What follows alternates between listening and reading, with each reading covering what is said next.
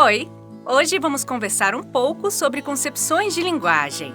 Para começar, gostaria que vocês vissem um pequeno filme. Vamos lá?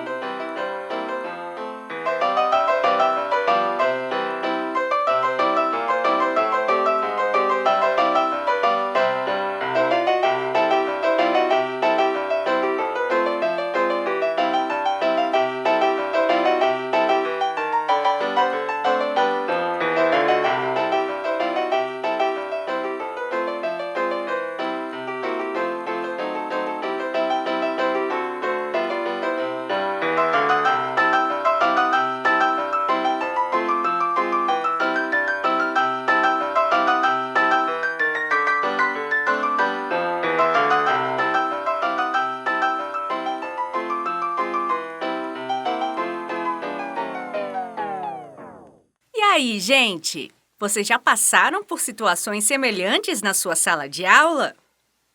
No filme, vemos primeiramente dois amigos que veem a mesma palavra com significados diferentes.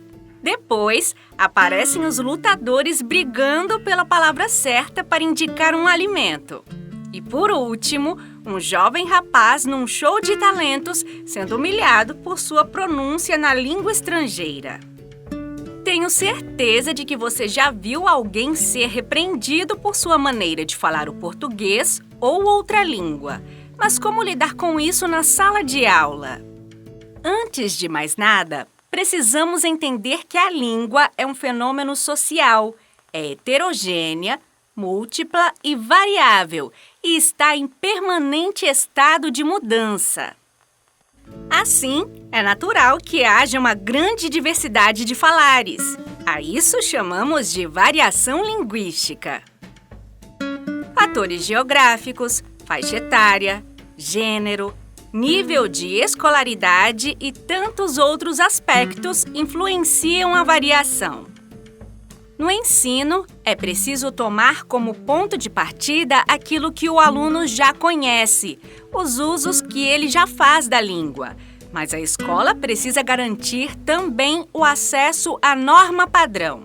Ou seja, respeitar o jeito de falar do aluno, mas mostrar a ele que existem diferentes formas de falar e escrever, e que isso se define na situação de comunicação. Isso quer dizer que há muitas formas de falar e não apenas uma. Por isso, não devemos praticar a chamada violência simbólica, que é o ato de discriminar e excluir socialmente pessoas que se desviam da norma padrão da língua. Por exemplo, uma entrevista de emprego exigirá um uso mais formal da língua, livre de gírias, tão comuns nas conversas do dia a dia entre amigos. O aluno deve ser capaz de adequar sua fala a essa dada situação, não porque sua fala é desprestigiada, não tem valor ou porque é errada, mas porque é a situação de comunicação que determina os parâmetros e o comportamento linguístico do falante. Ao longo dos tempos, algumas concepções de linguagem se desenvolveram, mas é interessante que você, professor, considere a concepção de linguagem como processo de interação verbal proposta por Mikhail Bakhtin, pois ela atende àquilo que está previsto nas diretrizes curriculares para a EJA. As concepções anteriores limitam a linguagem a uma atividade mental ou a configuram como um sistema abstrato resumido à transmissão de informações.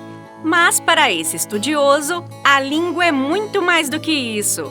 Ela é produto da interação entre falantes, resultante de uma determinada situação de uso social da linguagem. Essa concepção de linguagem atende às demandas de leitura, escrita e fala, respeitando as exigências de uma sociedade letrada e cada vez mais semiotizada, que exige ser a escola capaz de desenvolver no aluno a competência comunicativa e a habilidade de atribuir sentido às coisas e ao mundo de forma contextualizada. Falando de uma forma prática, o ensino da língua deixa de ter como foco a descrição e a classificação dos fatos linguísticos para dar espaço à compreensão e à interpretação deles. Lembre-se que a sala de aula da EJA deve ser um espaço de inclusão e nunca de exclusão, ainda mais pela língua.